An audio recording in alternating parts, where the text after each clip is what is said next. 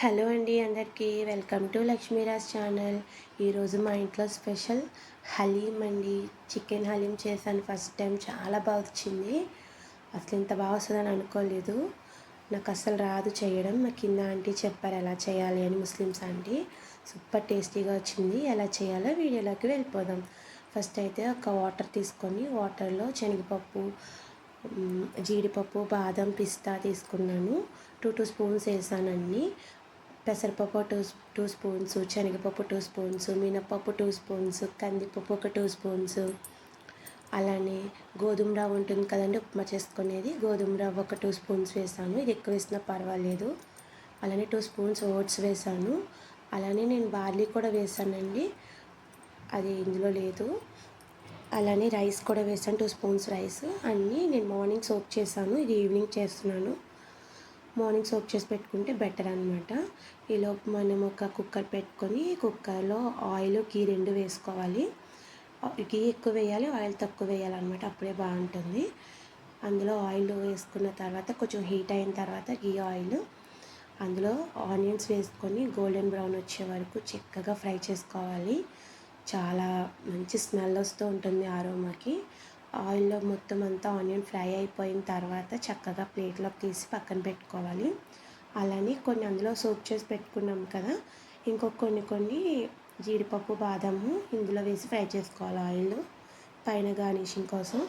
అలానే బిర్యానీకి వేసే సామాన్లు ఉంటాయి కదండి, పలావ్ సామాన్లు, అవన్నీ తీసుకొని వేసుకోవాలి. షాజీరా, లవంగా, ఇలాచి, చెక్క, ఇవన్నీ. అవి కొంచెం ఫ్రై అయిన తర్వాత ఒక ఆనియన్ కూడా వేసాను, ఒక చిన్న ఆనియన్. అలానే ఇది 1/2 కిలో బోన్లెస్ చికెన్ అండి. బోన్లెస్ చికెన్ అయితే మనకి మధ్యలో ఎక్కడ దుమ్ములు అనేది ఏమీ, బోన్స్ లేకుండా చక్కగా చాలా బాగా వస్తుంది అనమాట, క్రీమీ స్ట్రక్చర్తో. అలానే మనం నేనైతే మార్నింగ్ సోక్ చేసి పెట్టుకున్నాను కదా ఇవి. మీరు ఏమైనా టైం లేని వాళ్ళు ఒక 3 అవర్స్ 2 అవర్స్ కూడా పెట్టుకోవచ్చు. కానీ ఎక్కువసేపు నానడం వల్ల ఏంటంటే మనకి తొందరగా ఉడికిపోతాయి అన్నమాట అన్నీ. అలానే కొంచెం బ్రౌన్ ఆనియన్స్ కూడా ఫ్రై చేసి వేసుకున్నాను. ఆనియన్ ఫ్రై చేసినవి అన్నీ ఒకసారి బాగా కలపాలి. కలుపుకున్న తర్వాత కొత్తిమీర, పుదీనా అంతా వేసుకొని అల్లం వెల్లుల్లి పేస్ట్ కూడా వేసుకోవాలి. అలానే ధనియాల పొడి, వేయించిన ధనియాల పొడి, వేయించిన జీలకర్ర పొడి, కొంచెం గరం మసాలా, ఇది మిరియాల పొడి, మొత్తం అన్నీ వేసుకొని ఒకసారి బాగా మసాలా అంతా చికెన్కి పట్టేలా బాగా కలుపుకోవాలండి. అలానే టేస్ట్కి సరిపడగా సాల్ట్, కొంచెం చిటికెడు పసుపు, రుచికి సరిపడా కారం, చక్కగా అన్నీ వేసుకొని చాలా నీట్గా కలుపుకున్న తర్వాత నేను 1.5 లీటర్ వాటర్ వేసానండి 1/2 కిలో చికెన్కి. మొత్తం అన్నీ బాగా ఉడకాలి కదా అని చక్కగా కలిపిన తర్వాత స్టవ్ సిమ్ చేసేసాను, చూసారు కదా. చేసేసి సిమ్లో పెట్టేసేసి చక్కగా ఒక 10 విజిల్స్, అంటే మనకి ఎంత బాగా ఉడికితే అంత బాగుంటుంది అనమాట. యాక్చువల్లీ నేను అందులో పెరుగు వేయడం మర్చిపోయాను. కుక్కర్ విజిల్ వచ్చిన తర్వాత వేసాను, కానీ నాకు ఇక్కడ ఏమీ పెద్ద టేస్ట్ ఏం తేడా అనిపించలేదు, చాలా బాగా వచ్చింది. లాస్ట్లో ఒకసారి మళ్ళీ గీ వేసాను. గీ వేసి ఒకసారి మొత్తం అంతా బాగా కలుపుకోవాలి. పెరుగు ఎక్కడ కూడా తరకల్లా ఏమీ ఉండిపోలేదు, చక్కగా వచ్చింది.